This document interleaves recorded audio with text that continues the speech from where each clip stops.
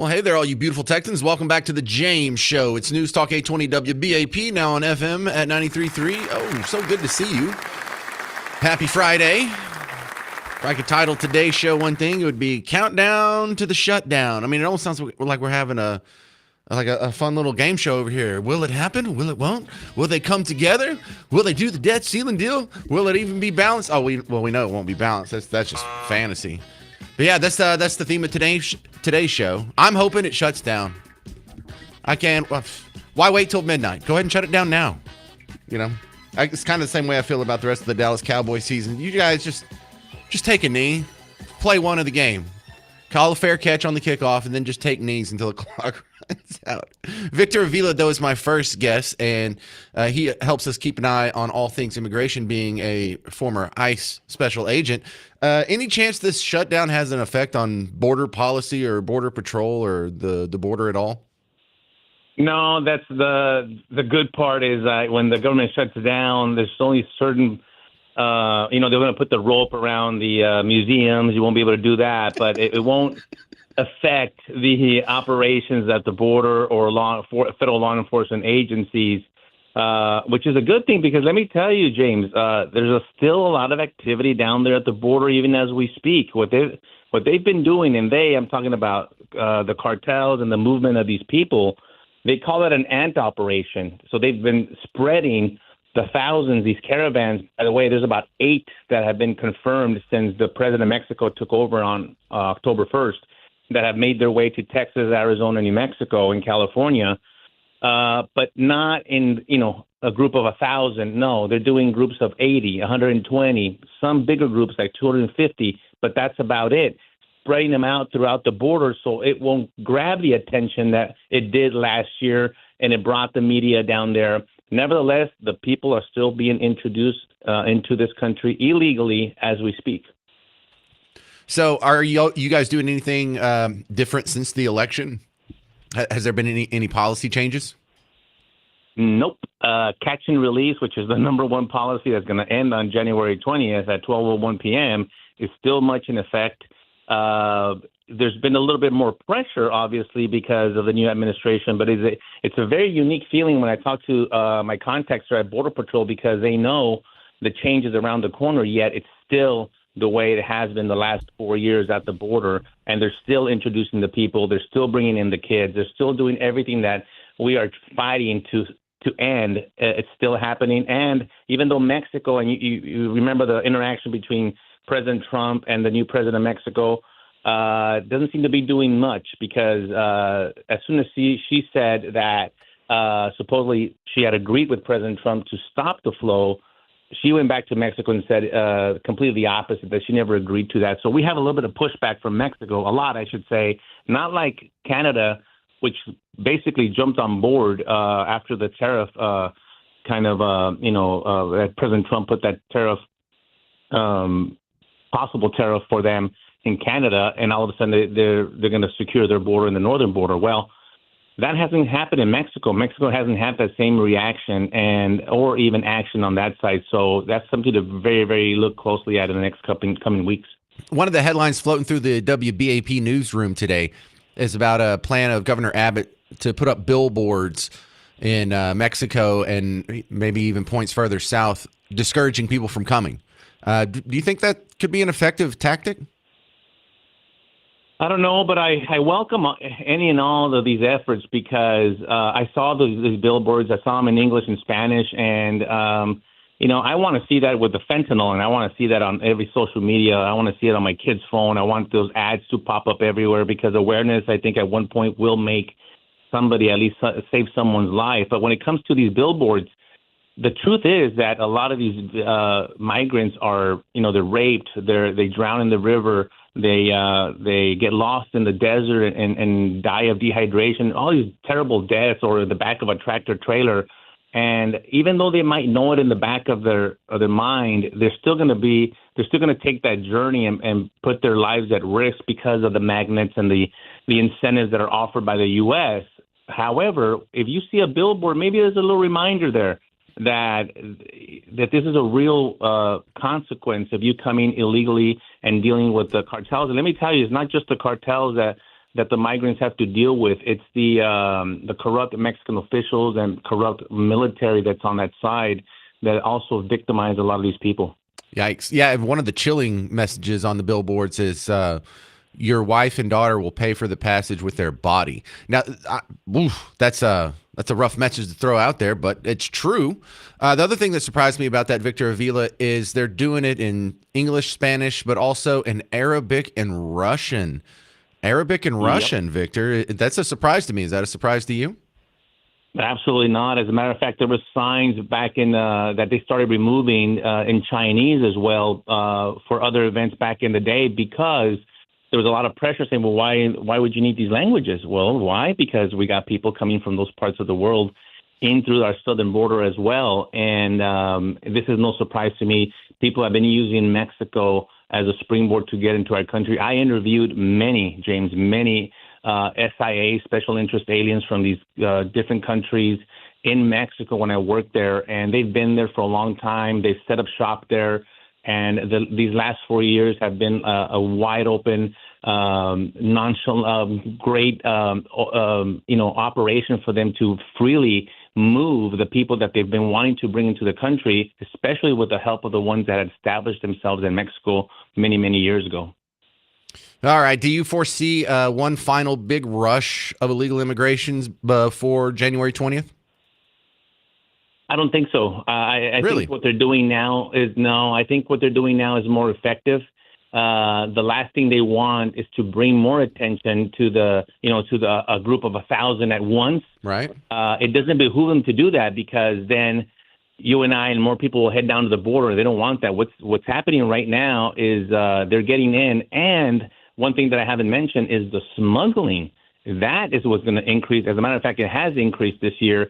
The smuggling of undetected people has skyrocketed. Why? Because they've discovered a bunch of stash houses in Laredo, in El Paso, where they hold these people. Remember, they're just like a commodity. They have to put them somewhere before they get distributed throughout the United States. And when you start discovering hundreds of stash houses on the U.S. side, that means that these people were never seen at the border, and they actually came in undetected.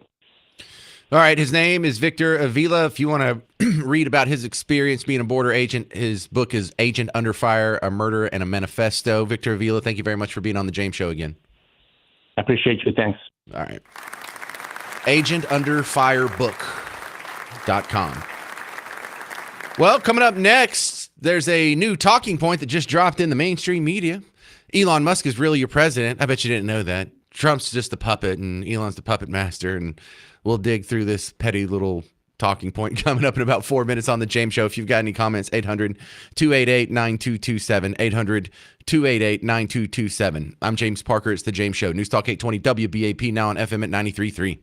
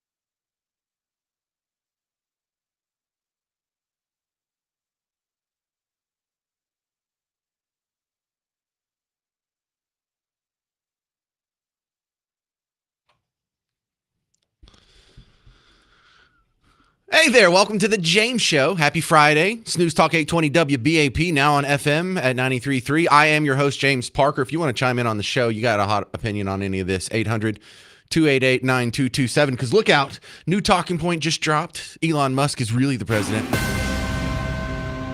He's the puppet master and Trump's just a puppet. And I mean, do they really believe this? And why do we have to keep saying this? And it's fun to make fun of them. And believe me, I'm going to play some audio, and you and I are going to get a lot of good giggles out of this. But it's important in sort of the way that it prevents us from having like real adult conversations about this stuff.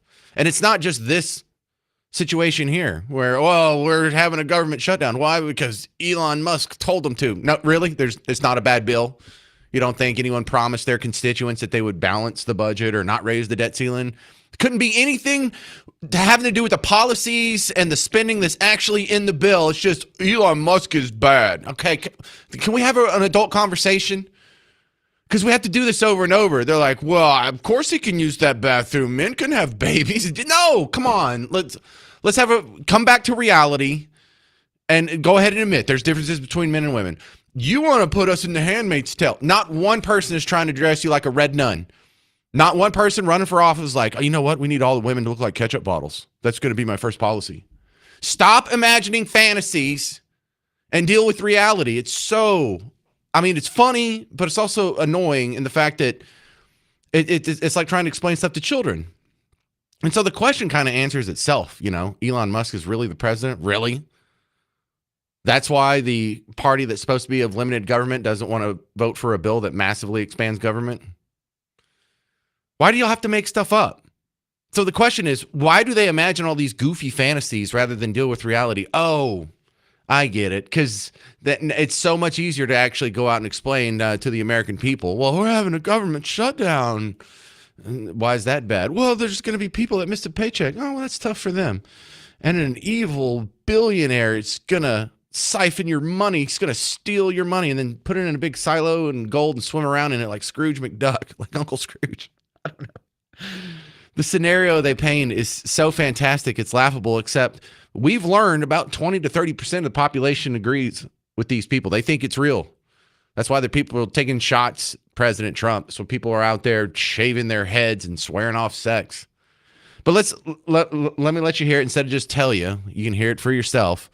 Let's see. Where do we even start? There it is. Aaron Burnett. Elon's holding the country hostage. That's another talking point that happens all the time. Out front tonight, the breaking news. The U.S. closer to a government shutdown at this hour. A House vote moments ago failing. And it comes after Elon Musk blew up a deal that was headed for passage. The world's richest man right now holding the country hostage. It's all him calling the shots, it seems. The government shutdown could be just over 24 hours away. And Capitol Hill is scrambling right now. So in this scenario, that reporting is incredibly dishonest because both sides have a bill. Both sides have a version of what they wanted to pass. Neither one of them have enough votes. So really, there's not one side that's holding the other side hostage. I mean, it's a ridiculous metaphor to use, hostage situation. Like we have a human being with a gun to their head and we're demanding money or this person's going to die. That's not what's going on. It's a hostage situation. Well, how are the Republicans taking the country hostage? How is Elon, but the Democrats aren't? They both are. They both have something they want to pass. The other side doesn't want to vote for it. We're at a stalemate. Cool. No one's a bad guy. No one's evil. This is what representative government looks like. But yeah, hostage. That keeps coming up over and over. Hostage. The Elizabeth Warren said the GOP taking the country hostage. Oh, really?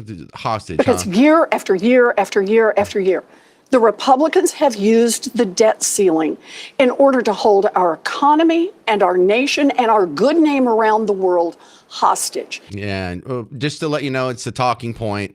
She said it like 4 times in that same interview with Aaron Burnett. Hostage here, hostage there, just squeeze it over and over and over, as the Republicans have held our economy hostage. Yeah, but the big new talking point, though, is Elon's in charge. That's the big new one. He's a puppet master. Because they can't stick to the deal they originally negotiated. And this is on them. And it really is the reminder who now runs the Republican Party. and it's Musk.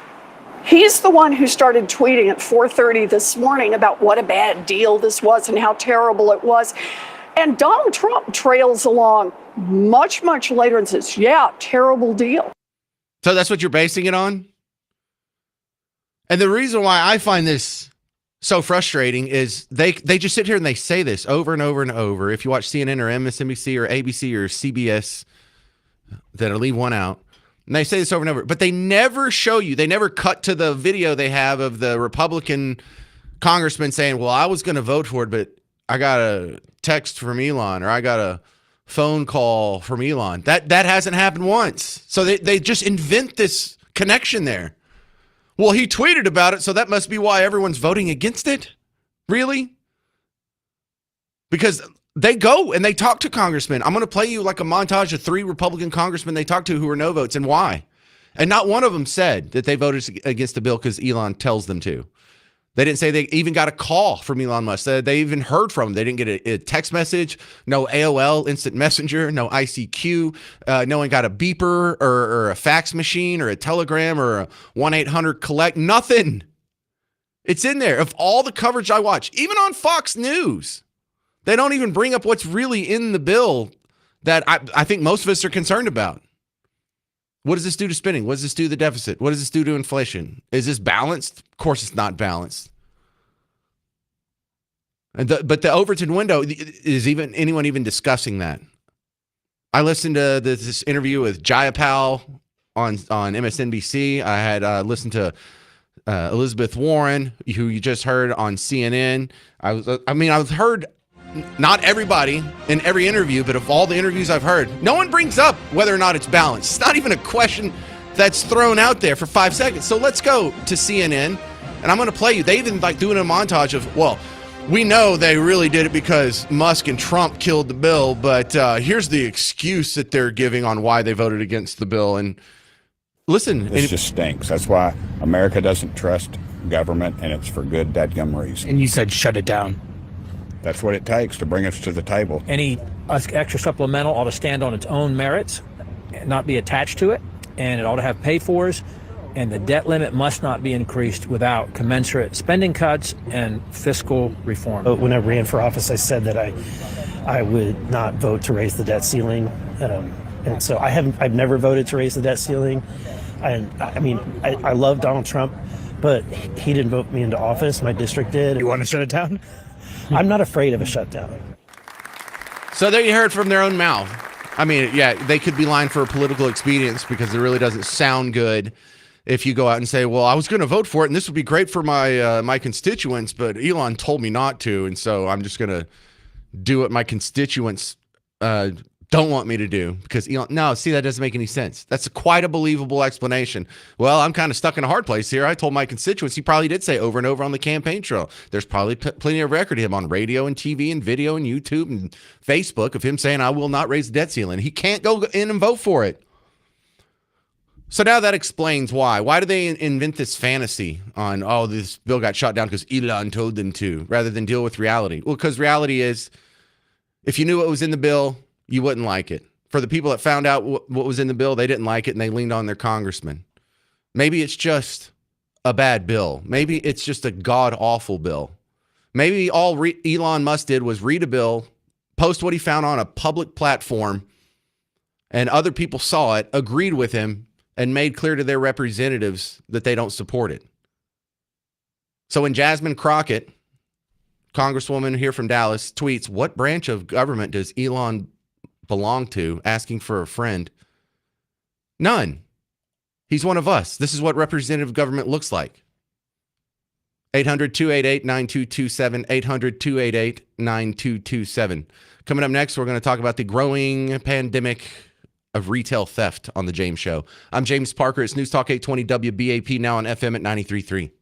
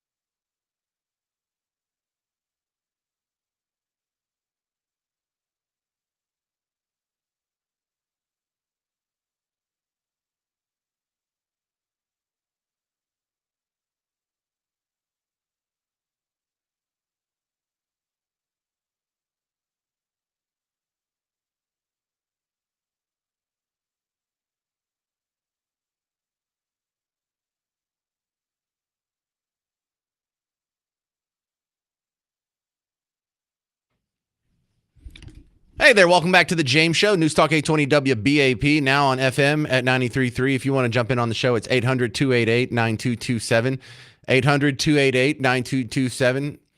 Here in about a couple hours, we're going to be giving away a pair of tickets to see Boys to Men on our game show, Name That Artist. So if you're an all-day listener or you were thinking about stepping aside, do not ever change the channel.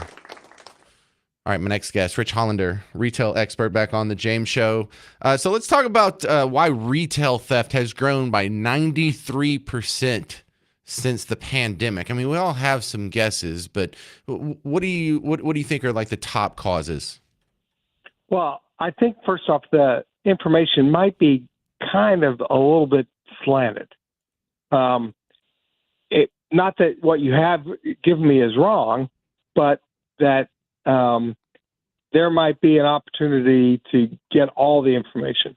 For instance, California hasn't had, or is a year ahead of the rest of the country in lowering their rate of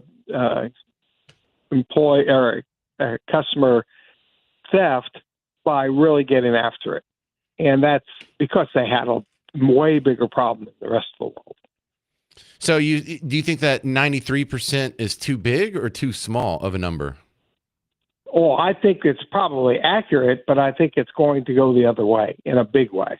Yeah, well, they just voted on that last month, right? Didn't they repeal some of those previous relaxed laws? That's right. That's exactly right. So there seems to be a more of a function, and not even a cultural function or a social phenomenon, just a law enforcement issue. That's exactly right. And I think, for instance, in Texas, and y'all are in Texas as well. You're in Dallas, and we're in Fort Worth. But in Texas, we don't have as big a problem as they do in some other places. Well, I also noticed how much it changes. Like if I go to the CVS down here by the station in downtown Dallas, they have a bunch of stuff locked up. I go driving an hour and a half in any direction, nothing's locked up. That's exactly right. So it depends on where you're located. And I think that makes a big difference, a huge difference. How much of an effect do you think this is going to have on prices? Because, I guess some stores have to raise prices or just shut down poor locations. I think it'll force retailers to take a look at perhaps some locations that don't make any sense. But I don't think it'll have a big effect on prices. Hard to say that it won't have any effect, but I don't think it'll be a big effect on prices. What do you tell people who have their shops, their small businesses? How do they buck up against this? Well, I think that when they have a small business, they have to decide, and they can decide better than anybody else, does this make sense for me to stay here or not? And if it does, then they need to stay. But if it doesn't, then they need to close. That's the hardest decision that a retailer will ever make. Is there anything we need to do different here in Texas? I don't think so. I think that in Texas, for the most part, we're in pretty good shape. I think that retailers here will do the things that are necessary to do to stay in business. Well, I also think it kind of helps that, whatever the legislation happens to be, we're also kind of a shooty people. We have our guns and we're not afraid to use them. That might have some sort of effect. I hope that does not occur in retail stores. They're better off letting somebody steal it. Although I will tell you that when I was a much younger person, I said hello to a customer, and he said, "No, just looking." I said, "Great, make yourself at home." This was in the 1970s, and turned around a few minutes later, and he's walking out the door, and I look at where he'd been, and there was a tape recorder missing. And I said, "Sir," and he started to run a little faster, and I ran after him a little bit more, "Sir," and all of a sudden it was a chase. My wife called the police. She was working in the store with me, and I was crazy. And so he put the tape recorder down and left in a car that was there to pick him up. It was Not something you would Clearly, recommend, right? oh my gosh, was I dumb? Right. You know, and I would not do that today. I'd say, you know, I'd probably say something, but at the end of the day, if I would say something, they would put it down too because they don't want to be bothered by me because there's lots of places they can go that people won't bother them. All right, Rich Hollander, we got 30 seconds left here. How do they find your work outside of WBAP? They can go look at Accelera, AXCELORA.com. Thank you very much. And we would love to chat with them, whoever it is.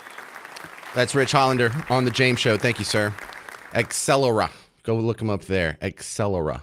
AXCELORA. All right, coming up next, I'm gonna come back to the question here that we were talking about yesterday, and I can't decide what's worse: this actual bill itself, these spending proposals, or the media coverage of it is so just over the top dishonest. We're gonna slap our foreheads with some audio next. If you have any opinions on it, 800-288-9227. Are you hoping for a shutdown? I am. I'm James Parker. It's The James Show. News Talk 820 WBAP, now on FM at 93.3.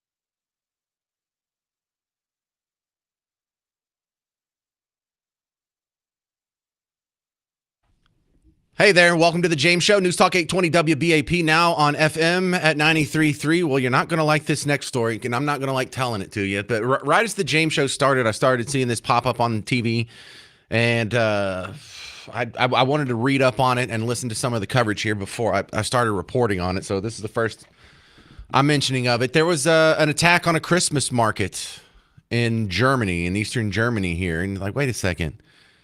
Didn't that happen like in Germany before? Yeah, 2016. A truck drove through a holiday market in Berlin, killed 12 people, injured over 50 others. It was, afterwards deemed a terrorist attack. And we're thinking that might be what's behind this one as well.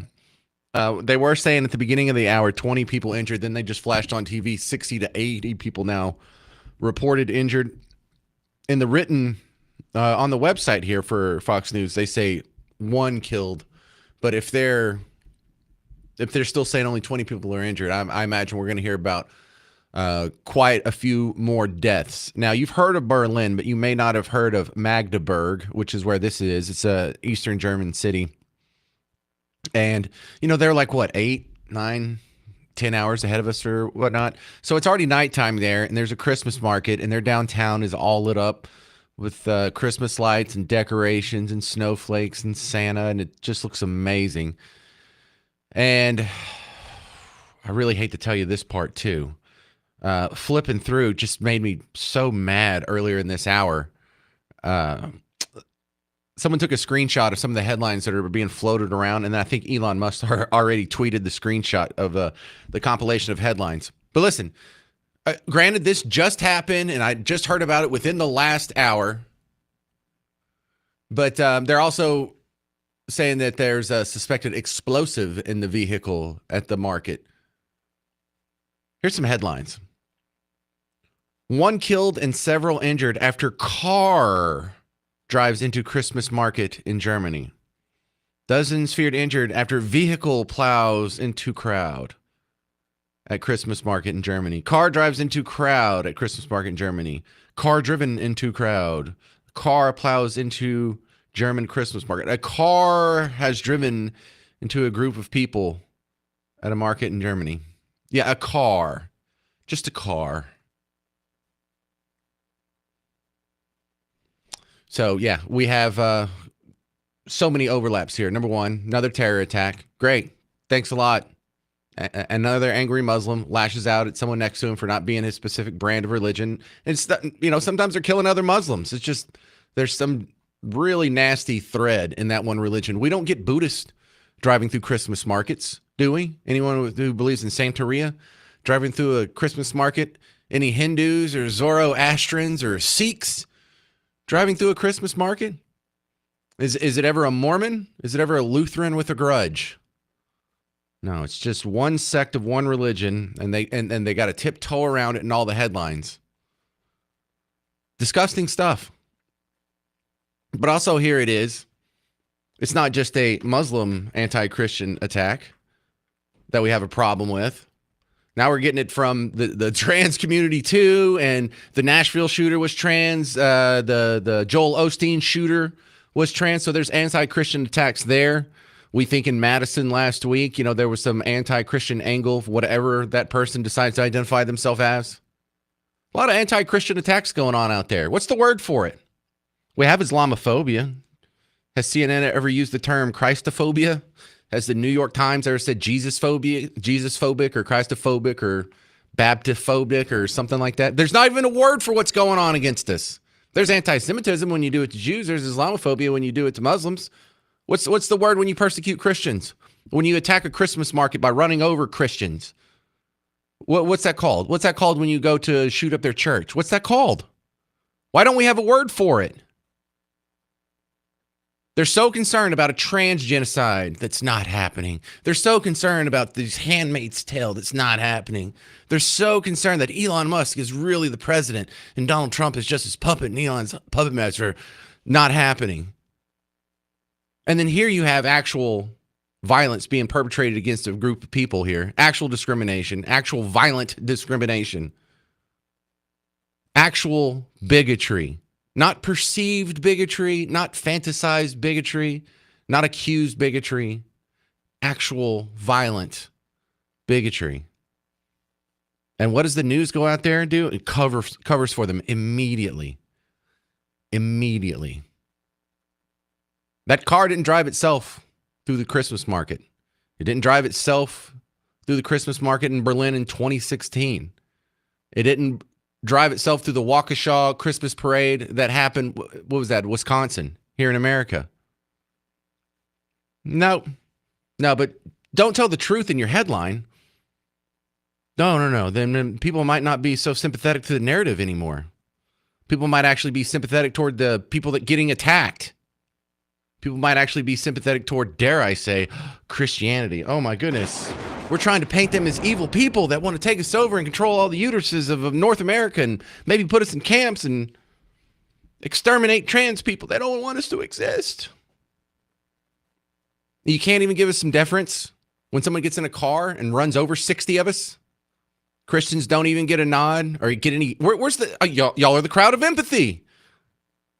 Where's the empathy when two Christian schools get shot up, when Christian churches get shot up, when Christian markets get run through, when Christmas parades in Waukesha get run over? No empathy there. You'll cover for the people that do it. Yeah, it's just a car. It's just a car that ran into it. Just like it's just guns that are shooting all the people in the inner cities and major American metropolitan areas. It's just the guns. It's not the people holding them. It's just the cars. It's not the people driving them. Look out. Because if the role was reversed, it would be in the headline. If there was a white supremacist when the girl got ran over at the Charlottesville, was that left out of the headline? Was she run over by a car? Or was she run over by a white supremacist? Was she run over by a neo-Nazi? Was she run over by at least identified by his race? The numbers are getting worse every time I look up at the TV. I don't want to look up anymore. But that should be one of your biggest stories today. Another anti-Christian terror attack, an anti-Christmas terror attack. I mean, my God, how satanic can you people be? I have the other satanic story I'm bringing up today is there was the book in Canyon ISD here in Texas. Someone tried to take the Bible off the shelf saying it was sexually explicit and it's in violation of the law. And we have a new Texas law that says we can't have sexually explicit material in front of the kids. And someone actually made a Bible available in the library and we had to take it out. I think that got overturned. But my God, if Satan himself was on your school board, would he vote for that policy? If Satan himself was looking at the news, would he be cheering for the guy that ran through the group of Christians celebrating the birth of Jesus?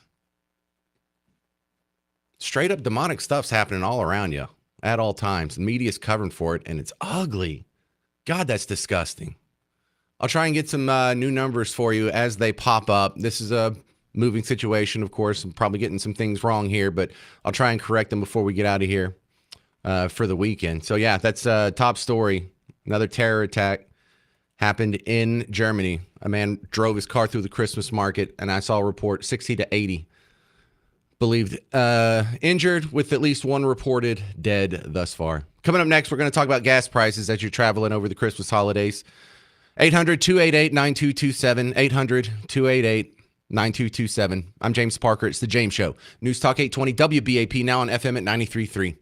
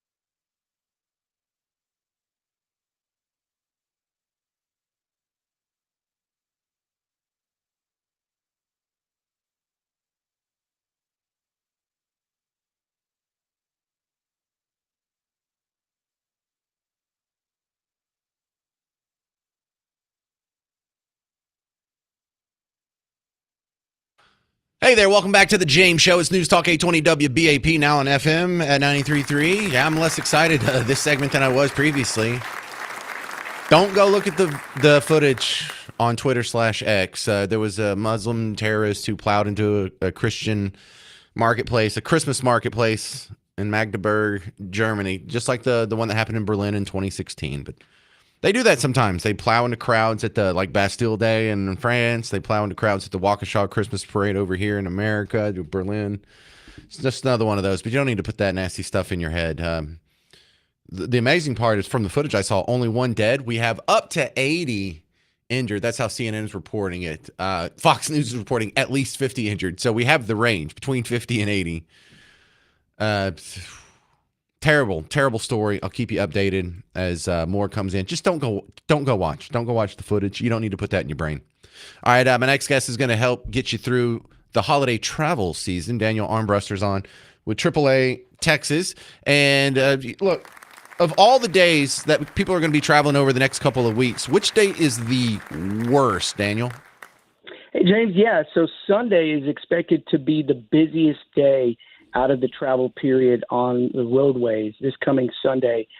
Coming back Monday, December 30th is also expected to be very busy. You'll have commuters coming back, commuters going to work, and also people traveling for New Year's Eve. So this Sunday, December 22nd, Monday, December 30th, those are expected to be the busiest days on the roadways in this holiday period. Well, see, it's so hard to guess when you have Christmas being in the exact middle of the week. You know, if it's on like a Friday, Saturday, or Sunday, you kind of know what the terrible days are going to be. How does this rank compared to the terrible driving season that I had to go through for Thanksgiving? Well, we saw record travel over Thanksgiving. We saw record travel, of course, over 4th of July as well. And nationally, AAA expects to see record travel again for the year-end holidays, which, of course, Christmas, Hanukkah, and Kwanzaa. So certainly, and New Year's. So certainly, if you remember the crowds from last year, if you traveled, it's going to be a little bit more than last year. It's going to be a little bit higher than 2019, which was the record year for this particular holiday period. A lot of Kwanzaa traveling this year, Daniel. There's a lot of people that celebrate. Yeah. All right, so let's go to gas prices. How are they looking for this year's travel season? Well, so when we look at gas prices here in Texas, we certainly see higher prices in North Texas than we saw a year ago today. Today, the average in Dallas is $2.76. A year ago, it was $2.64 on this day. We do expect some fluctuation as we go through the holiday period. Of course, prices could go a little bit higher just with so many people traveling. And, of course, that puts demand on fuel. What about flying? I know that's not necessarily y'all's ball of wax, but at some point, do the roads get too clogged and you recommend flying? So we're actually one of the largest travel agencies in North America. A lot of people don't know that about AAA, but so we do look at flying data and airport data, and we see nice. So we see across the country, 7.8 million Americans will take a flight. So roughly about 8% of those traveling over the year-end holidays will take a flight, but about 90% of those will be driving.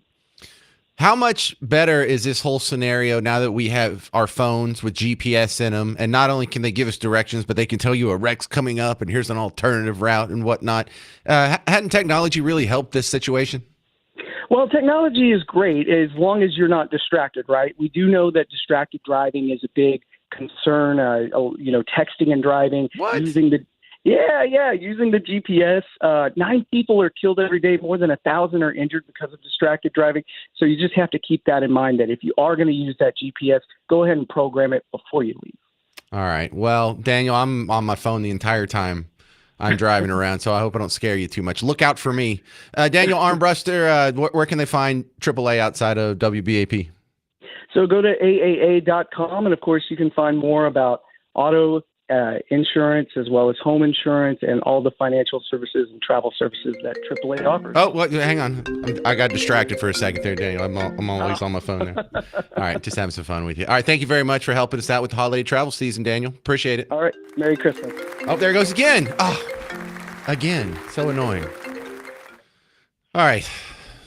Quick update here. We had a new tally from the terror attack in Germany at the Christmas market. We now have, sorry to tell you, this is awful, 2 dead. 2 dead, at least 50 injured. Over on CNN, they have up to 80 injured. So there's your range. The video is terrible, though. Here we go. Another attack on Christians. Another terror attack. Merry Christmas. Try not to get too bummed out. I'm also trying to keep up with what they're doing on DC. There's some people saying that they may be able to get something passed and avert the deadline tonight, which no one's telling me which bill it is or the details of what they're working on. But there is a history of this where you think it's going to shut down, and then at the last minute, the last second, or sometimes at like 3 a.m, they'll pass it, just an absolute heaping pile of cow poo, and they'll be like, hey, we saved the day, and it's just terrible. That's what happens at a lot of these. We go through this almost every year, the old Christmas shutdown. I'm trying to keep an eye on that too, but that's your 2 top stories of the day. Trying to work on the spending bill. I'm got my fingers crossed, hoping for a shutdown, and then I'll keep you updated on this terror attack at a Christmas market in Germany. 800-288-9227. 800-288-9227. It's the James Show on News Talk 820 WBAP, now on FM at 93.3.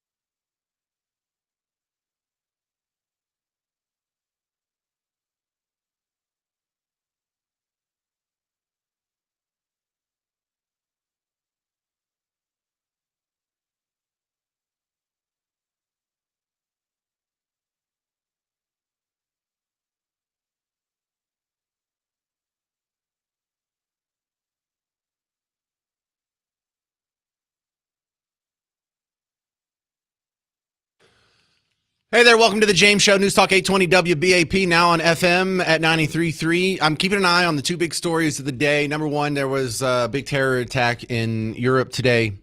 Muslim terrorist drove his car through a Christmas market, and we have 2 reported dead, and then somewhere between 50 and 80 people injured. That's the news is just going back and forth between that, and then in Congress right now they're trying to work out a deal to avert a government shutdown. I hope it fails. I want that thing to shut down. Go ahead and shut down for Christmas. Give these people some time off with their family. What, 30% of the federal government workers, 91% of who work from home anyway, aren't going to work for a minute? Whatever, dude. Which one's cheaper? Do that one. Is it cheaper to pass this new spending bill, or is it cheaper to do a shutdown? Which one saves more money? Which one has less deficit spending in it, which means less inflation in it? Well, cool. Give me that one. Whichever one that is, that's the one I support. I want a balanced budget. In lieu of that, which one's closer? If you want to know how I feel on that one. I don't like any of the proposals we've seen from either party on this one. I don't like the idea of raising the debt ceiling, even though Trump asked for it. But we're not going to get an honest discussion of this in the public sphere, because this is all turned into Elon Musk as the shadow president, and he's the puppet master over Trump, and he's not even elected to office, and he's literally not allowed to do what he's doing. Stop it. Stop. You people are clowns. So I'll keep an eye on that, because there's a terrible precedent of these people. After the James Show ends, it'll be at night. It'll probably be maybe 10 o'clock tonight, maybe 2 in the morning tonight. They'll probably pass something, and it'll stink. I just hope it won't be for too long, and then we can see if we can do better when we get a new Congress in there. Jasmine Crockett tweets, has anyone thought, and Jasmine Crockett, congressional representative for the district I'm sitting in now. I'm sitting in her district where our studios are. Has anyone thought to inquire about how many pages Musk's budget is at his business and compare that to, say, a multi-trillion-dollar budget that takes care of hundreds of millions of people versus the not even million people in his organization? Stop letting billionaires play you. Why does that matter? Have you ever made a budget for an organization that took care of millions? No one has. What a terrible comparison. And why are they seeking to discredit the guy with the message instead of the message itself? Explain to me why the budget's so great. Don't tell me Elon Musk is evil, or I'm letting a billionaire play me. I'm not letting a billionaire play me. I know what I want from the budget. I want it to be balanced. I don't want a giant expansion of the deficit. I don't want more inflationary money printing. No matter what Elon says, that's how I felt before I knew who Elon Musk even was. That's how I felt when Elon Musk still identified with Democrats. That's how I feel now that he identifies with Republicans. And no one is saying they'd change their vote because of him. Very frustrating stuff. So what's going to happen with this? It'll pass. Something will pass. I do not trust that Mike Johnson guy for 1 second. Mike Johnson, a guy who just said back in September, we're not going to be doing this shutdown stuff at Christmas. The problem is, you and I pay attention so much that we roll our eyes because we hear this every year. It's easy for you and me to forget that there's a good 40, maybe 60% of the population that's just not paying attention. They don't know. They don't know who Mike Johnson is. I bet you go out there and have a hard time finding 50% of the population knows who the vice president is at any given time. That's not a slight on Kamala Harris. And so these people that are voting, these people that have to go into Congress and vote on these, they do care about what their constituents think. We heard the guy earlier say on CNN, well, I've told my constituents in this last election that I will not vote to raise the debt ceiling, and then they tried to put the debt ceiling in there, so that's why I can't do it. Well, this just stinks. That's why America doesn't trust government, and it's for good dadgum reason. And you said shut it down. That's what it takes to bring us to the table. Any extra supplemental ought to stand on its own merits and not be attached to it, and it ought to have pay-fors, and the debt limit must not be increased without commensurate spending cuts and fiscal reform. When I ran for office, I said that I would not vote to raise the debt ceiling, and so I've never voted to raise the debt ceiling. And I love Donald Trump, but he didn't vote me into office. My district did. You want to shut it down? I'm not afraid of a shutdown. But no, they're coming off with, this is bad, this is scary, because now this means Elon's the president. No, it's a terrible budget. Are you shocked by the speed with which Musk has taken control of the Republican Party? This is Jaya Powell Yeah, right here. I'm shocked by the speed with which Donald Trump has ceded control to Elon Musk. I mean, this is a real crisis in my mind for Donald Trump. Who's the president right now? Who's going to be the president? Or who's the president-elect, I should say, and who's going to be the president come the new year? I don't know who we negotiate with. Are we now negotiating with Elon Musk? Is Mike Johnson not the speaker anymore? I mean, this is abdicating all of the responsibilities of elected officials. Oh my goodness! I can hear your eyes rolling back in your head because here's what you're thinking. I can predict it. You're thinking, who's really abdicating the presidency here? You have Joe Biden, who's the president right now, and he's on vacation in Delaware. Well, he came back late last night. He cut his vacation short and came back to the White House. I don't know if that was to deal with this or because he's going to appoint Kamala Harris president when he steps down or whatever. But he hasn't been part of this all week. He's been missing. He has abdicated his role. Is he in the negotiations? Because we had the deal that Mike Johnson worked on with Chuck Schumer and the Democrats. And then we had the deal that Donald Trump sent up there with the debt ceiling change to it. Now we have a third plan that's coming out of the Scalise office. Where's Joe Biden's plan? Where's Kamala Harris's plan? She's in office right now running around saying, well, here's how I would fix everything. Lady, you're in office right now. Fix it. Do something. But Biden's quiet. Why has Biden been quiet? Here's Elizabeth Warren was asked about that last night, and her answer's terrible. This is Pocahontas. President Biden has been very quiet on this. Are you surprised that he has not weighed in more? You know, right now, he's just watching the Republicans eat each other alive. It's strategic. And that's the Republicans are in charge in the House. They have to initiate the spending bill that gets us this ongoing resolution to keep the government open. Those are just the laws.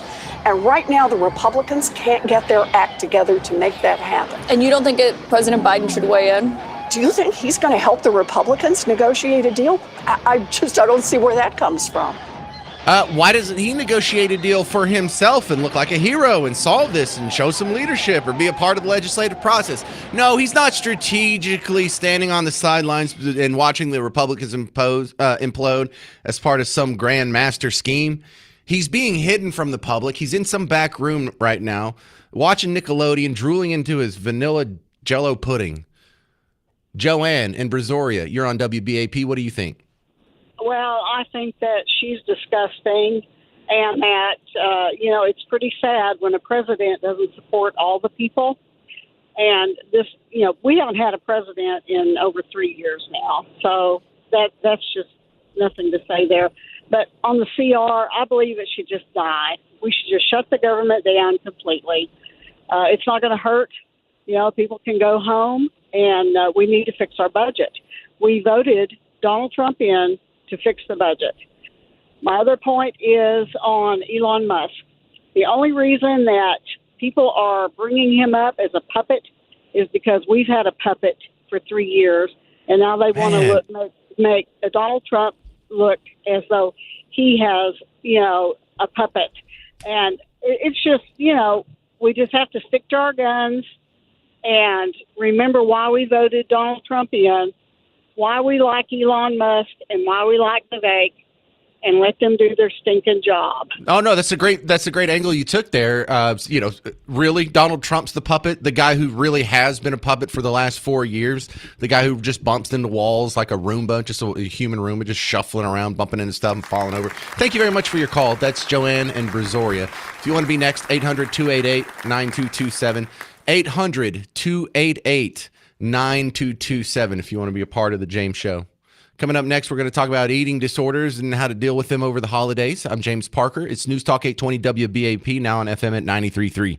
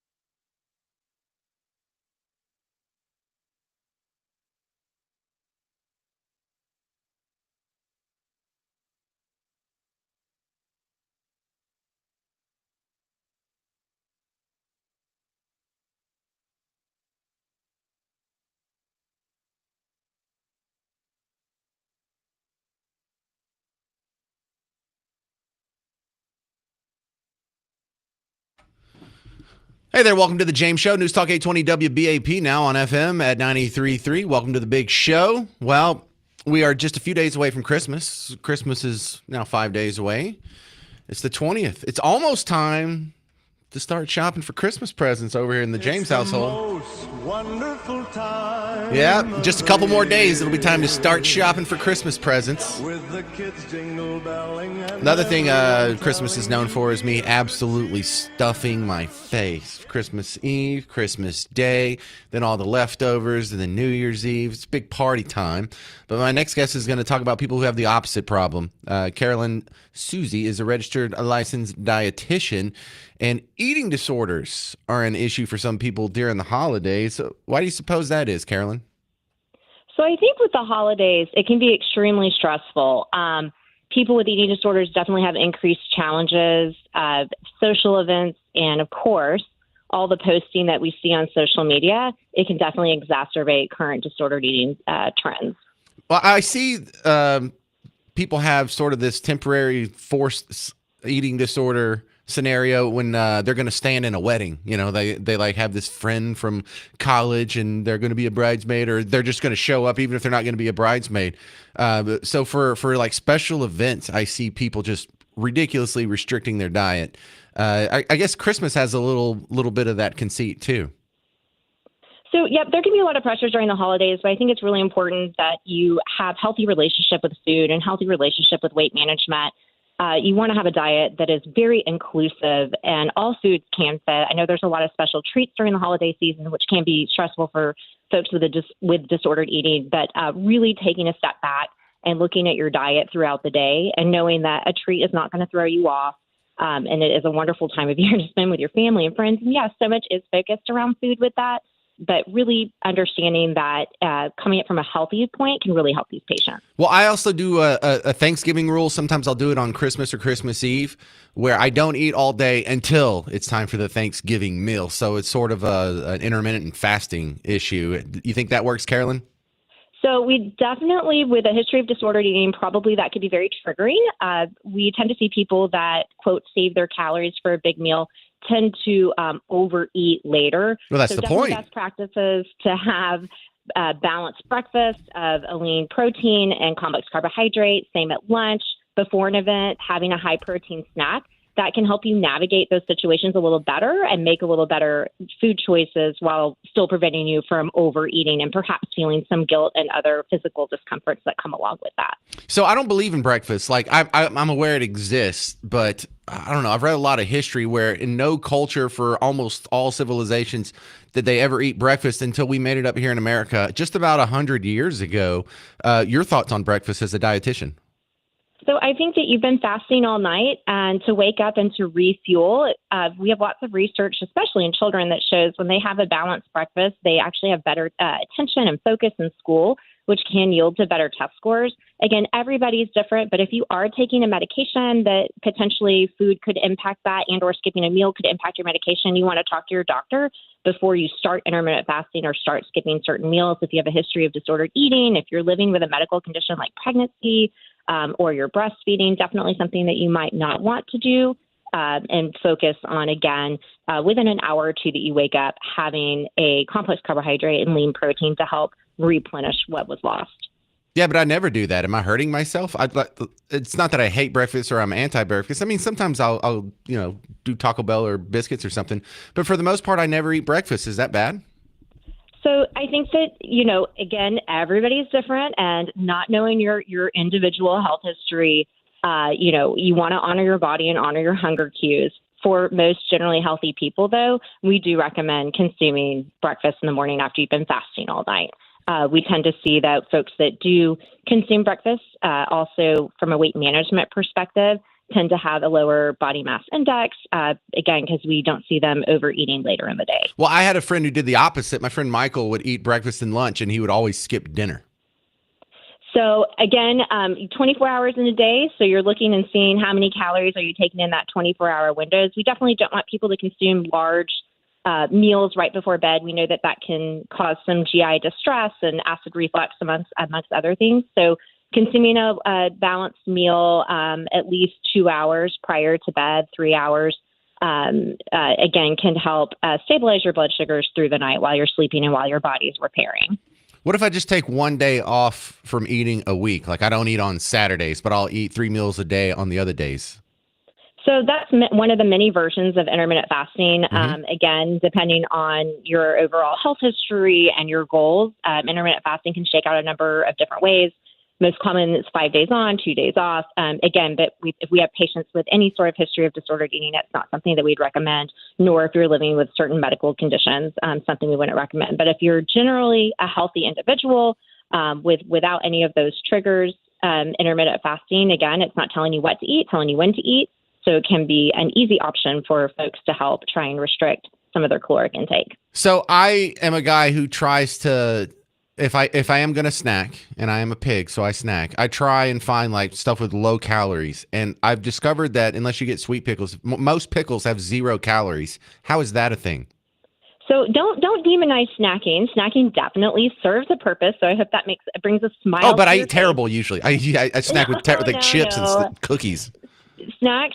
So if you're going to go more than 4 to 5 hours in between meals, I definitely recommend my patients have a snack. Again, something of a complex carbohydrate and lean protein to help tide you over till that next meal, so that preventing you from overeating.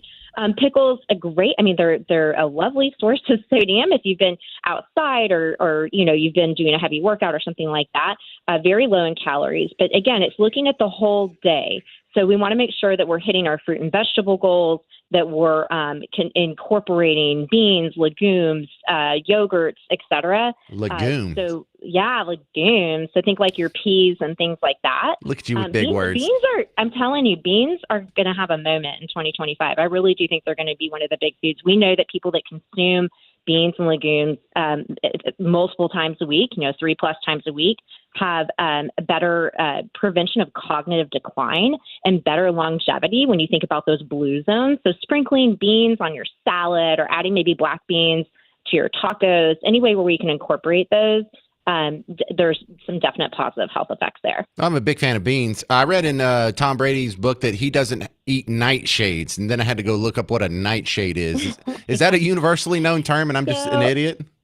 No. I think that sometimes celebrities have different influencers, if you will, on their dietary recommendations. As a registered licensed dietitian, I recommend, unless you are allergic to a food, there doesn't need to be a reason that it is off your menu. So I think you can eat foods that contain nightshades in confidence. And I think, too, it's a nice reminder that when you're reading some of these information or watching some of these things on TikTok, only about 2% of the information, at least with nutrition information, 2% of the nutrition information on TikTok is accurate. So it's really scary when you think about how the public is receiving information. So ask yourself, is this person's licensed? Is this person credentialed? Should this person be giving me this advice? So just, always cite your source and look and see who you're following. If it's somebody that's not making you feel good, hit that unfollow button or hit that mute button. All right, I got one more question for you, Carolyn, Susie. I see a lot of people taking semaglutides, GLP-1s, Ozempic, whatever you want to call it. They seem to be losing a lot of weight. Are they actually becoming more healthy, or are they just dying? Because some of them look like they're just dying.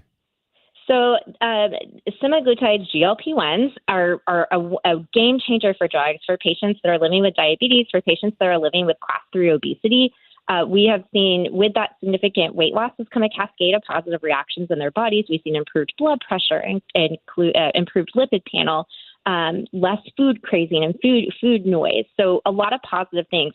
Where we tend to worry a little bit is these foods definitely curb your appetite. So you're not as hungry. So we want to make sure that those patients, when they are hungry, we want them eating, again, that diet full of variety. We don't want them to be at any risk of vitamin or mineral deficiency or, increased risk of so much loss of lean body mass. So definitely recommend working with a registered licensed dietitian if you're on these medications. I think where we also get in trouble is people may be seeking these medications where it's really not medically appropriate. So ensure that you're working with your doctor, right? We want to be sure that there is a diagnosis of living with obesity and or at risk for developing obesity, a BMI of 27 with another comorbid condition, and that you've tried some of these other anti-obesity medications on the market and you were not successful. We just don't want to jump right into GLP-1s and jump on the bandwagon because that's what society is doing and the media is doing.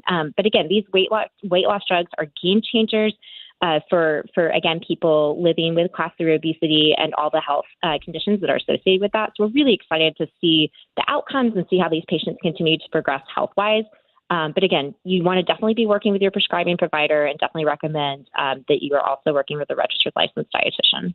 I think that's a very nice way to say I'm kind of right. All right, Carolyn Susie, this your website, carolynsusierd.com, is that right? That's me. All yes, right. sir. She's a registered dietitian for women here in Dallas. Carolyn Susie, spelled Susie. Thank you very much.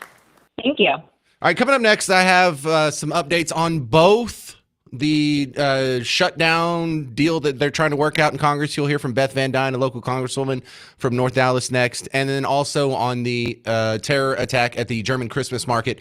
We now have a little more information on the guy that was driving the car, and you'll hear both of them next on The James Show. 800-288-9227. I'm James Parker. It's News Talk 820 WBAP, now on FM at 93.3.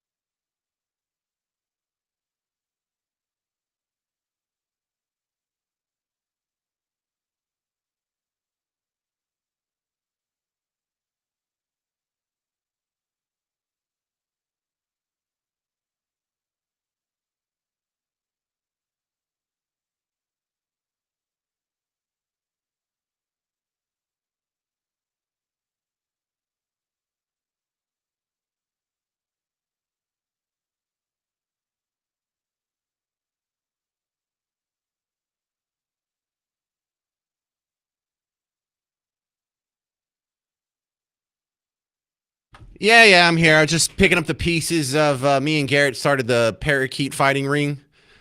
And we're just getting a whole lot of new business, a lot of new interest in our parakeet fighting ring because there was a cockfighting ring that got busted outside of Kaufman, and so I guess we're getting spillover from that. So that's pretty fun. You'd be amazed of all the stuff I say in a 3-hour show. I mean, stuff that affects you and your family, the debt ceiling, inflation, what's going on with the economy, and we're at a shooting war with Russia. And I get more comments on our parakeet fighting ring from yesterday's show than anything else. Garrett, all this important stuff. People were like, "Oh, that's so funny. Do you really make parakeets fight? How could you make parakeets fight? What are you gonna do? Make them watch the Jersey Shore, get a little parakeet in an affliction shirt, tell him the other parakeet was looking at him funny." So you people, I mean, I know I'm the dumb person to come up with this, but you are also in this with me when you seize on it like that. All right, here's some not fun updates. First, let's go to Beth Van Dyne. She's a congresswoman here from the northern part of the WBAP listing area, and she's on with Charles Payne on Fox News and explaining herself on where we're at right now on the government shutdown. This just happened about, 10 minutes ago? Hit it.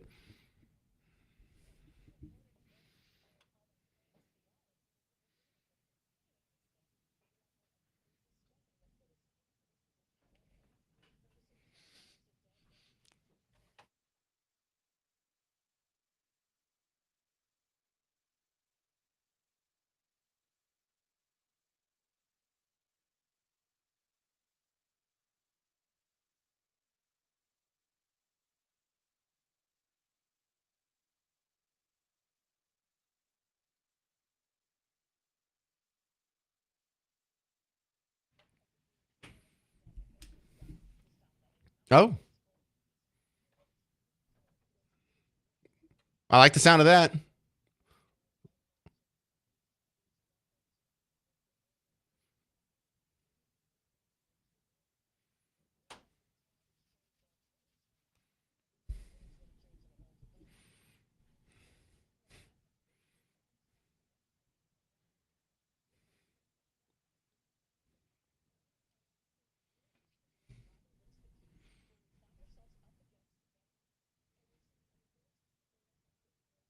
Man.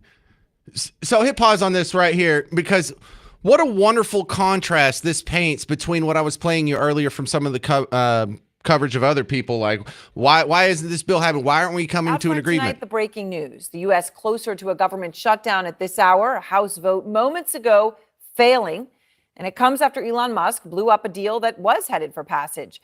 The world's richest man right now holding the country hostage. It's all him calling the shots, it seems. The government shutdown could be just over 24 hours away, and Capitol Hill is scrambling right now. Okay, so one side, Team Blue, sees the looming government shutdown and the inability to come to a spending compromise as there's an evil billionaire who's a puppet master, and he's got control of some of our powerful people, and he told them to shoot it down, even though it would be good for all of us.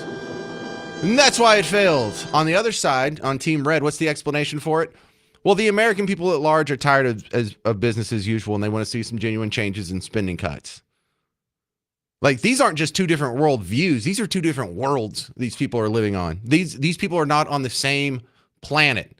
One person sees the problem in the fight, in the classic compromise garbage that we have to do every year about this time, and sees, oh, well, this must all be hinging on one evil billionaire. And the truth is probably what Team Red is saying right now.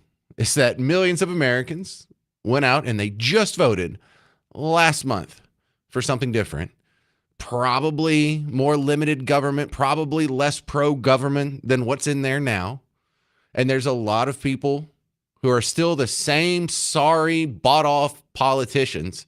But even they know that it would be so unpopular to support this that they may lose their job next time around. They're only a year away from the next primary if you're in Congress. Senators, you have a little bit more of a cushion there for a lot of you. But what is it? One of them's right, one of them's wrong. Either This fell apart because of one evil billionaire wants to destroy America, or millions and millions of Americans leaned on their representatives because they don't like the actual content of the bill. Now, you tell me which one makes more sense. Which one's the more likely scenario?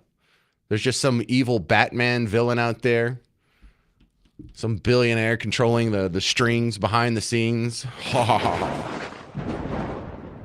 I think Beth Van Dyne's probably closer to the truth. Maybe we'll talk to her when she gets back in town.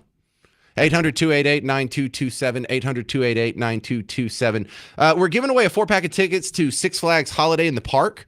It's open now until December 31st. So if you can't go in like the next couple days, it's open all next week too. Text HOLIDAY to 800-288-9227. HOLIDAY to 800-288-9227. And that'll get you entered in our contest to win a family 4-pack of tickets to Six Flags Holiday in the Park. And if you don't win the tickets, you might just want to go anyway. I've been to that before, and it is fantastic. I'm James Parker. It's The James Show. News Talk 820 WBAP, now on FM at 93.3.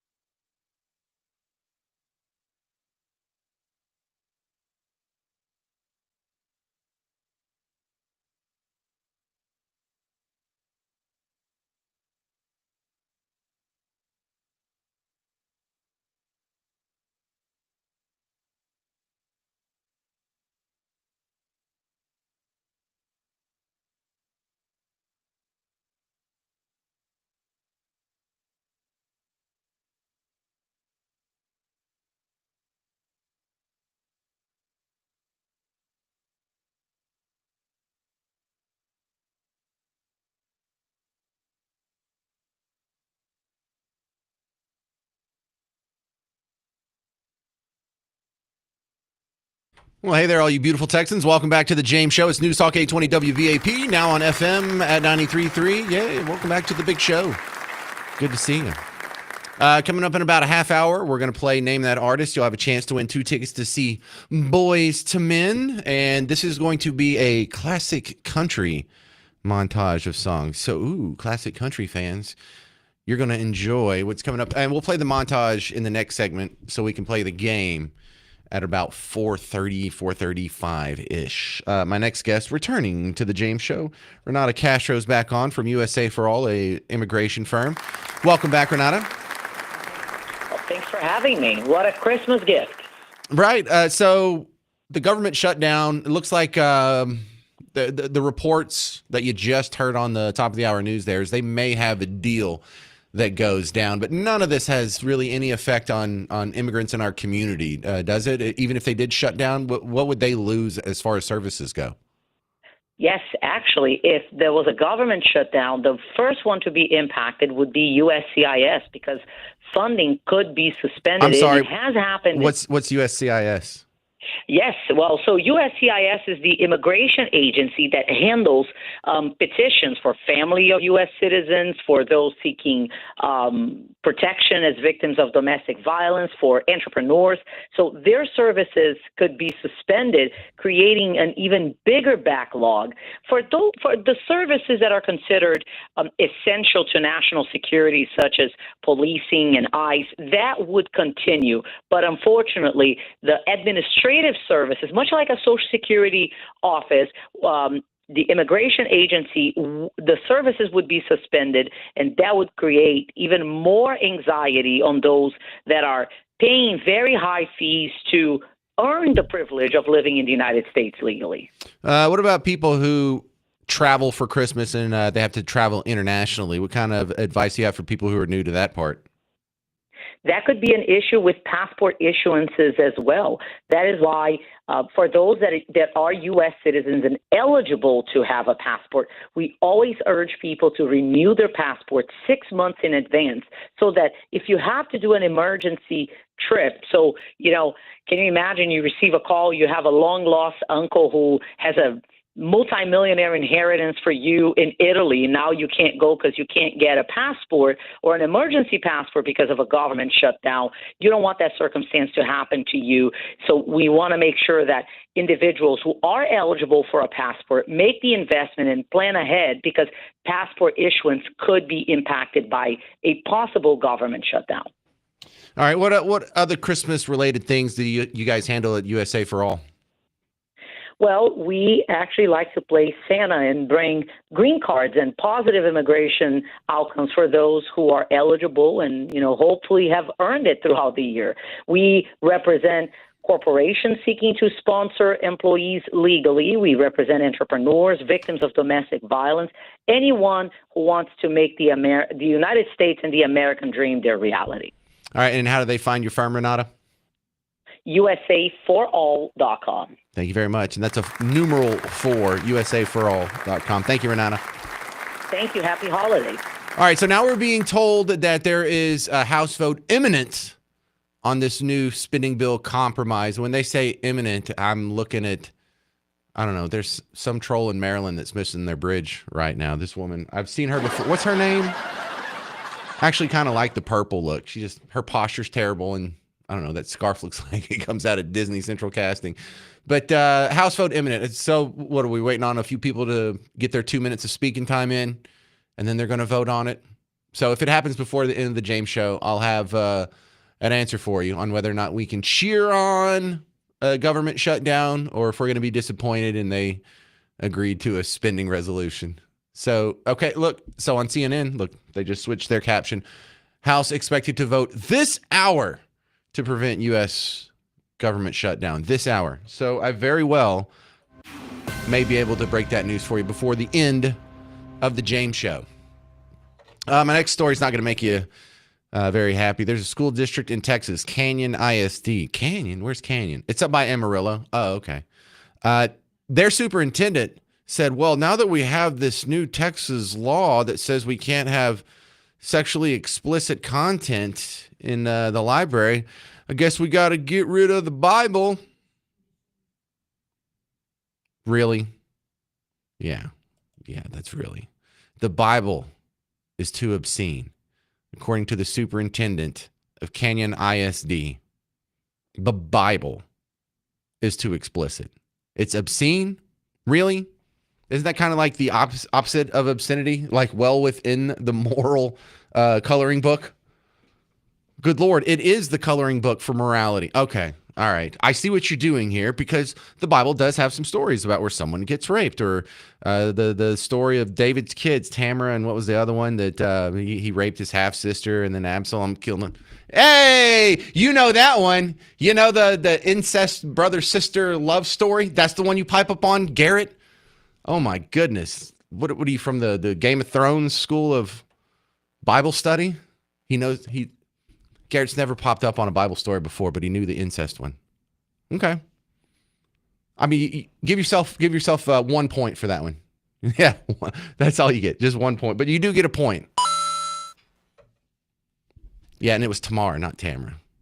Well, I deserved a correction on that. But look, there's some stories like that. There's mentions of prostitutes in there and prostitution and the rules for it. And they talk about gross things like, when a lady's having her monthly visitor in the Old Testament, if she sits in a chair, you're not supposed to sit in it after her because it's defiled, or, there's all kinds of weird sexually kind of related rules and stories in there, but obscene.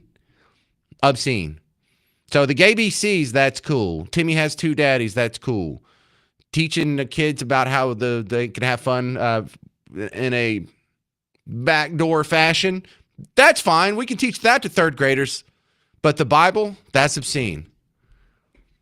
My God, who is superintendent over there? Is Satan himself superintendent of Canyon ISD? Because I think of some of these rules, it's like if Satan was on the school board, whose side would he be on? Would he be on your side, or would he be on the side of the superintendent?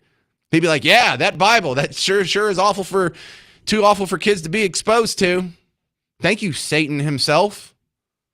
So more details coming up on that, because I think the guy actually relented. So find out the rest of the story in about 4 minutes on The James Show. 800-288-9227. 800-288-9227. I'm James Parker. It's News Talk 820 WBAP, now on FM at 93.3.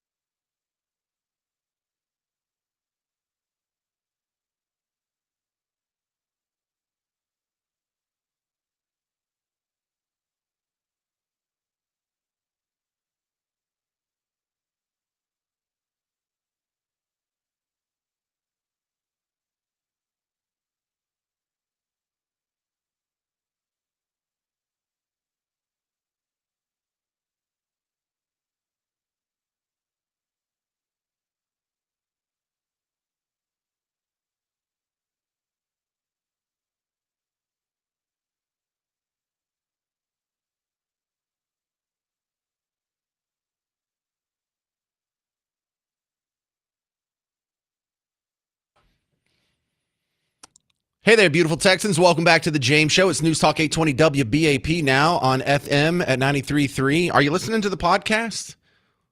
I had some people ask me, where do you find the podcast? Go look for it. It's 2024. It's almost 2025. If there's a podcast out there, you don't know what apps to download. If you have an iPhone, there's an icon on there. You know what it's called? It's called podcast. It's that difficult. I know it's real cryptic. No, look, if you're, tech shy, I'm not making fun of you too hard. I just know you didn't make an effort because it's so easy to find. Wherever you're already, there's Spotify. You can search for it on there. There's My Fart. It rhymes with that. You can find it on that app. I prefer the WBAP app, but I see how you people listen. And about 51% of you, you'll be happy to know, 51% of you are on iPhones when you listen to it. It's only like 20% on Android, and then there's like people who listen on embedded players, and there's like about 5% of y'all listen on an Alexa, which is cool because I've never done that. I hadn't listened to the James Show on my Alexa before. But go find the podcast. All right, so here's a weird update to the story I was just telling you about. Canyon ISD, it was reported that the superintendent said, well, we're not having the Bible. It's too sexually explicit. And if you want a Bible, go to church. I'll put you in touch with churches that'll get you a Bible. And so then there's a little kerfluffle in the news.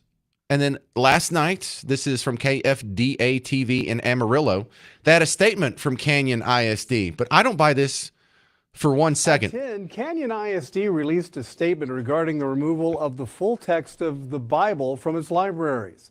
A quote in part from Canyon ISD: recent reports claiming Canyon ISD has removed the Bible from our schools doesn't tell the entire story. The Bible has always been and continues to be available in our schools to support instructional resources and meet all requirements. Now, following the passage of House Bill 900, Canyon ISD conducted a comprehensive review of library materials to ensure compliance with updated state guidelines. A recent article states Canyon ISD Superintendent Daryl Flushy said the standard for library content prohibits books that have one instance of sexual content. Therefore, HB 900 doesn't allow numerous books, including the full text of the Bible, to be available in the school library.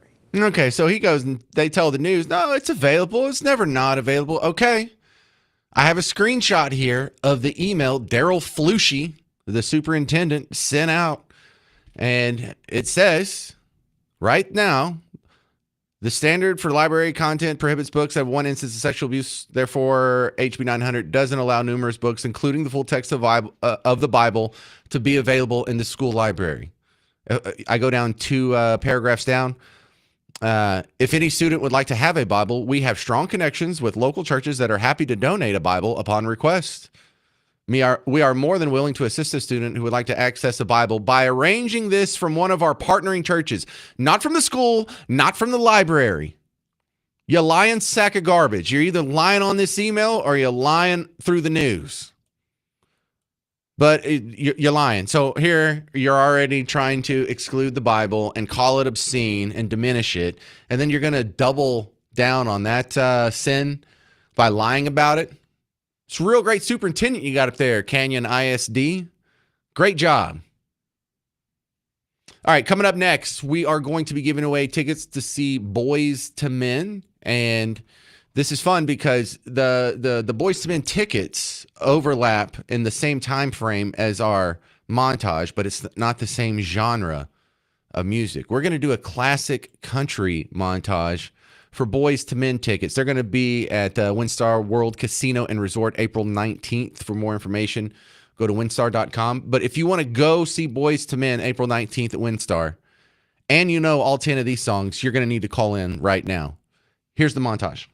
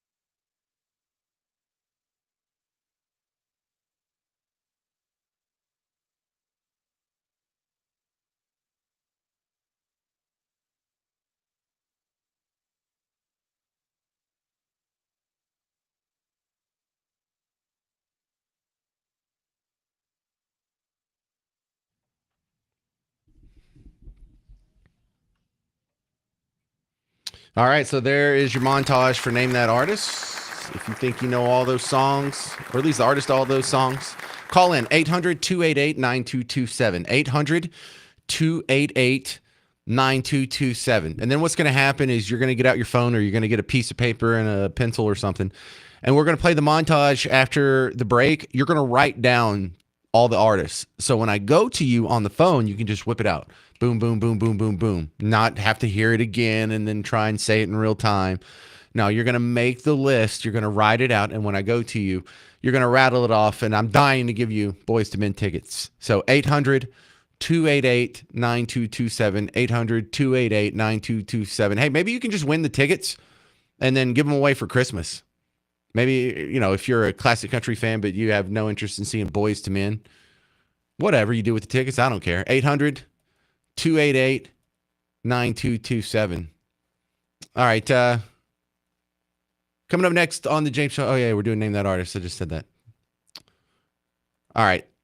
I'm going to play you this one just for funsies because I got a minute here. Joe Biden actually did an interview, and it was with some podcast that like 8 people watch, and there's a video of it, and it's short, and it's edited, and it's worthless, and all the questions are just so lame. But I had to put in this one for you. This guy's in the melee of softballs that were thrown at him.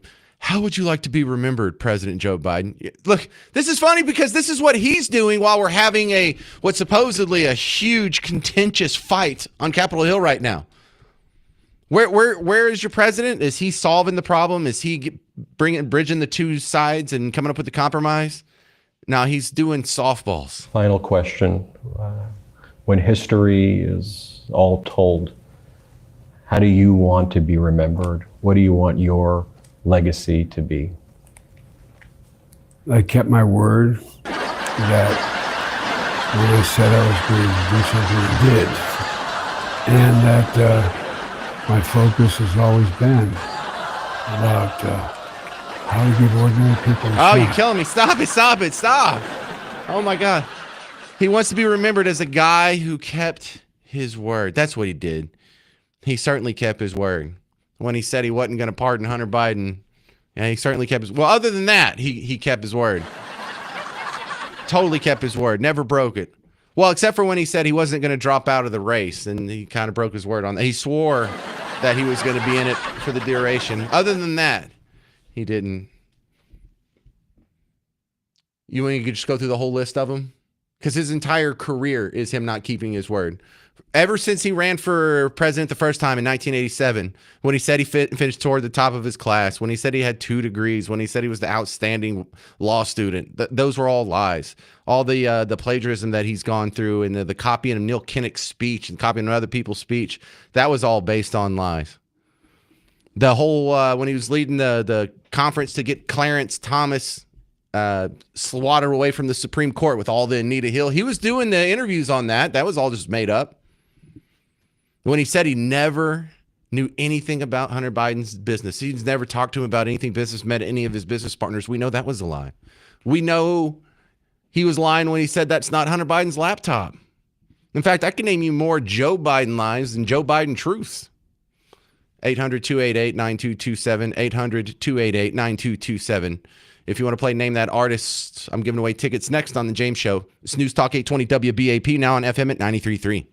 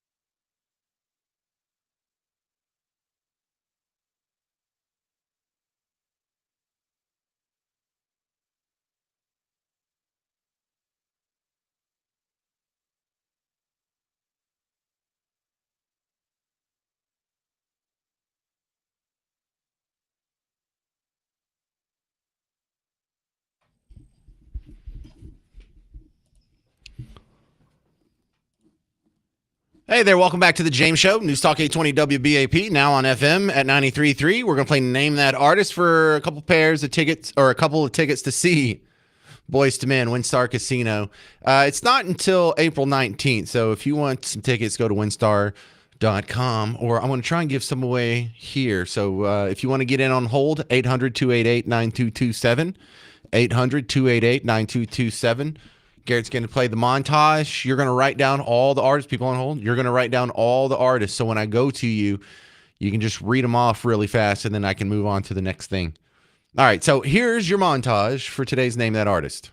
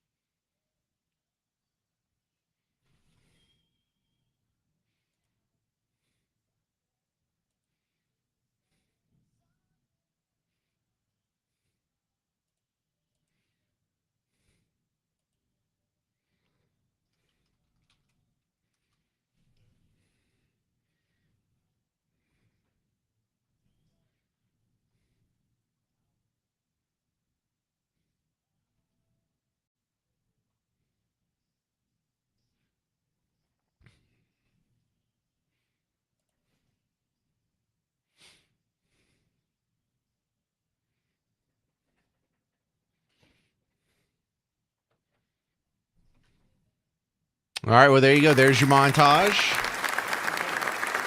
First contestant in today's Name That Artist is going to be Eric from Chrome. Is that your hometown or is that your browser? Just Actually, I said Crumb. Crum. Oh, okay. Well, Yeah, I actually know I where live in Crum is. Justin, but I'm in Crumb right now. Yeah, it's all the same thing. All right. Yeah. Well, let's hear the rundown for today's Name That Artist. Ready, Eric? Go. Okay, so I've got Mark Chestnut, Yes. Joe Diffie, Right. Keith Whitley, and I'm not sure about the next two, but I think it's Dolly Parton. Or who? That's it, Dolly Parton. Well, who's the next girl after that then? Oh, Loretta Lynn. All right. Well, that's two you got wrong. Okay. Well, don't hang up. I'll put you on hold. We'll see if Michelle can do better. Michelle, did you recognize those ladies? I didn't do any better. I was so focused on talking to you on the phone that I missed about half of them, so he's good. I think you won this one. Wow. Look at Michelle being deferential. Hang on, Michelle. All right, Eric from Crum. I've never seen people be that nice before. You want to give it another shot? Or should I? Yeah, I'm sure about the rest of them. You're sure about the rest of them? Yes. All right, let me hear them. Okay, Clint Black. Yep. Randy Travis. Okay. Alan Jackson. Yep. Dwight Yoakam. Yes. Patty Loveless. Damn, that's really good. This is such a hard montage. Hang on, let's see if Lisa can name the two missing ladies. Lisa from the Colony. He got 8 out of the 10. Do you know the two he missed? Well, I had Mark Chestnut, Joe Diffie, Keith Whitley. Was it Tammy Wynette and Tammy Tucker? Sam Black, Randy Travis, Alan Jackson, Dwight, and I'm thinking it was Kathy Mattea. No, it's Patty Loveless, but Eric just said that. You got 9 though, and Eric got 8. So judges, I think it has to go to Lisa in the Colony. Oh, thank you. You limped across the finish line, but I think that has to count. Judges are nodding. It goes to Lisa. Lisa, you're my big winner on today's Name That Artist. So you hang on.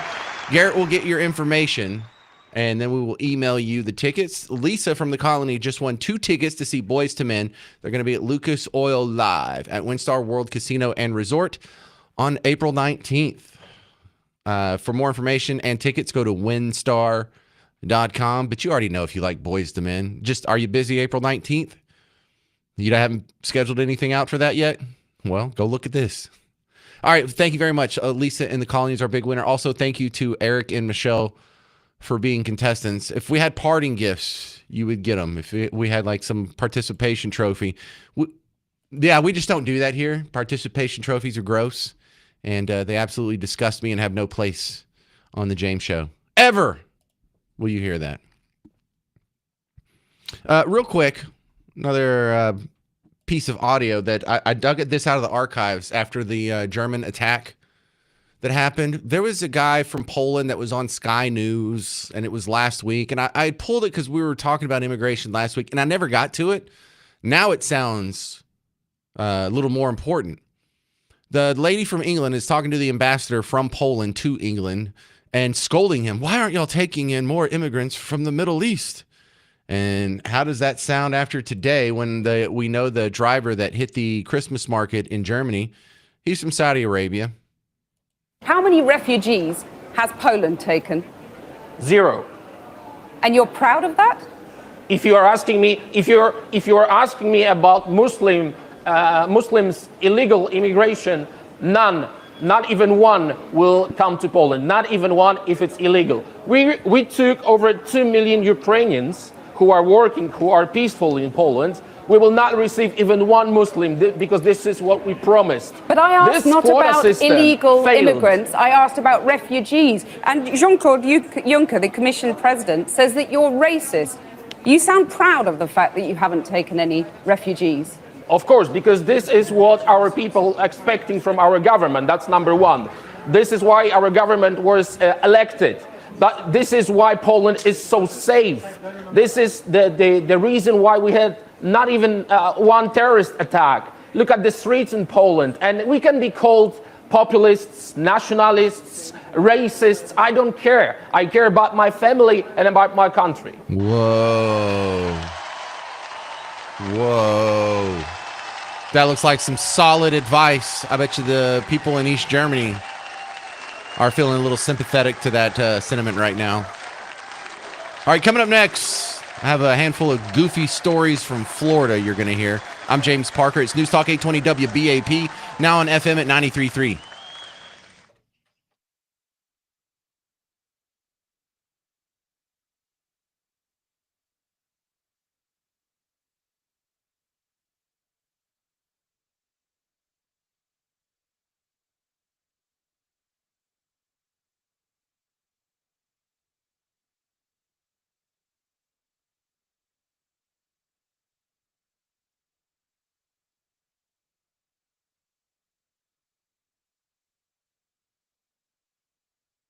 Sports fans, James Parker here for the Prize Picks app. If you're looking for some Christmas magic, they have upped the payouts now. If you pick the right combination in your lineup of 2 to 6 players, you could win up to 1,000 times your money.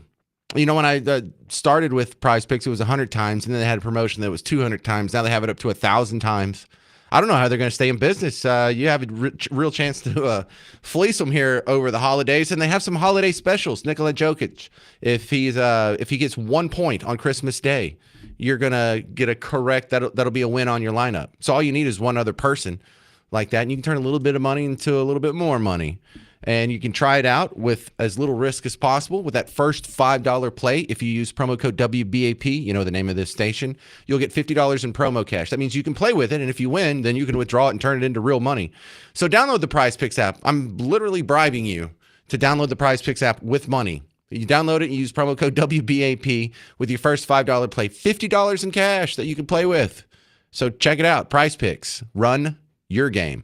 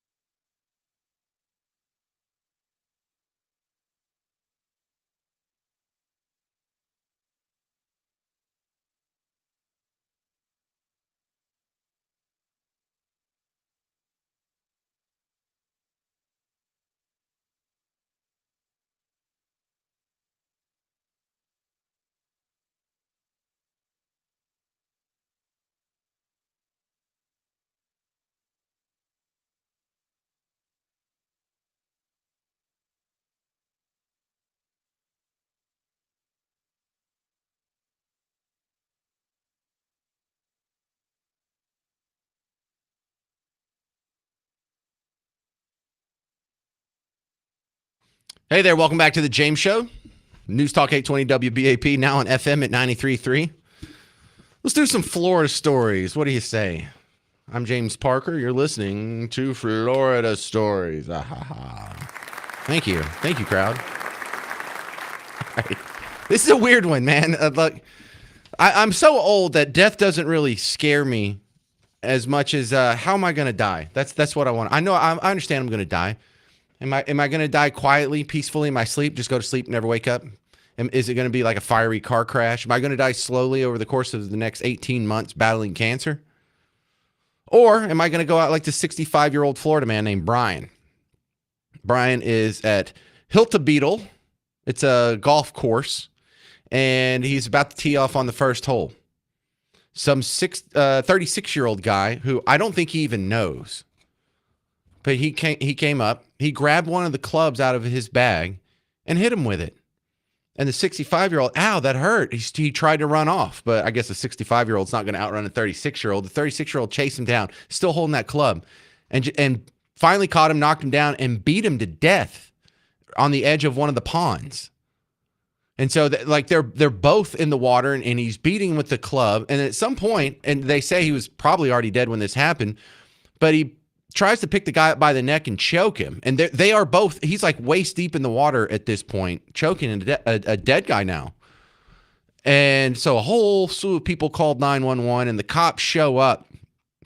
And by the time the cops show up, this man had taken off all of his clothes and then just walked into the woods. You know, like Joe Biden did a couple weeks ago in the Amazon, just disappeared into the forest butt naked.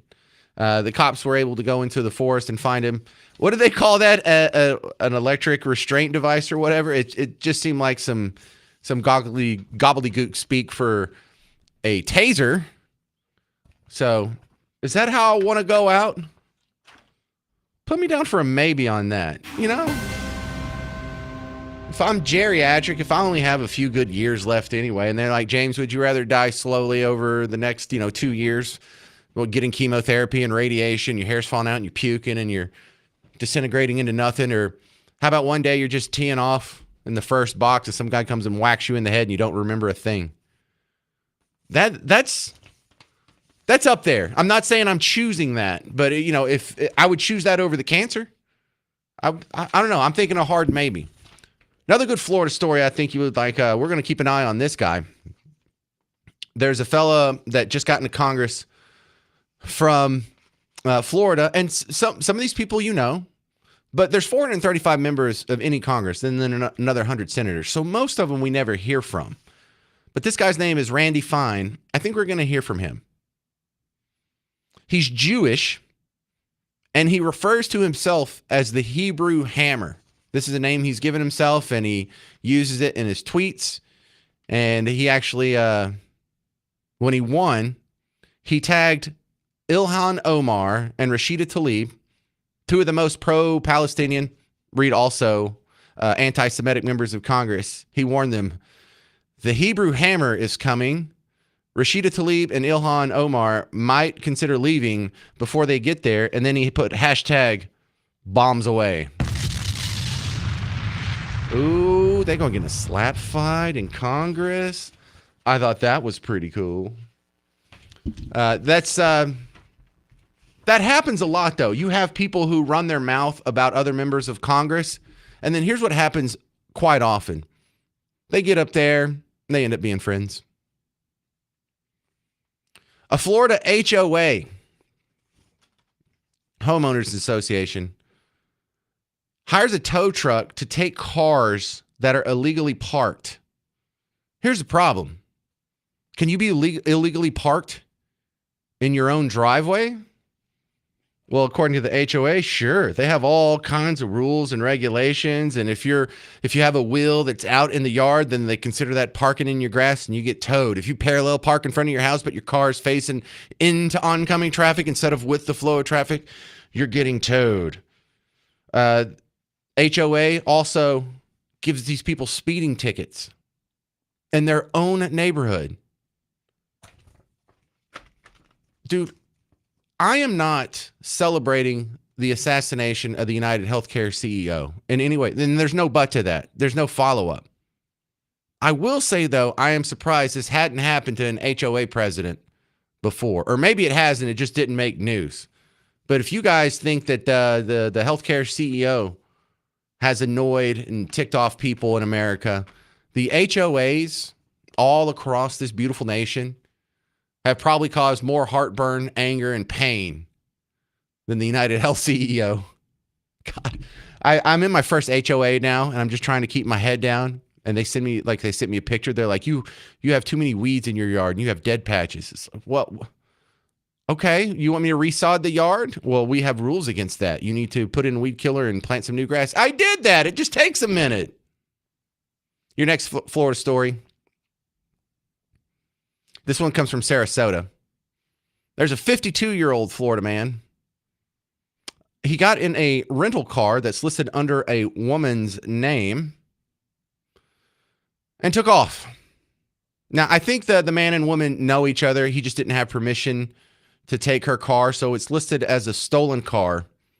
And then one that I don't get is he gets pulled over, and they're, what are you doing? Where are you going? Why did you steal this car?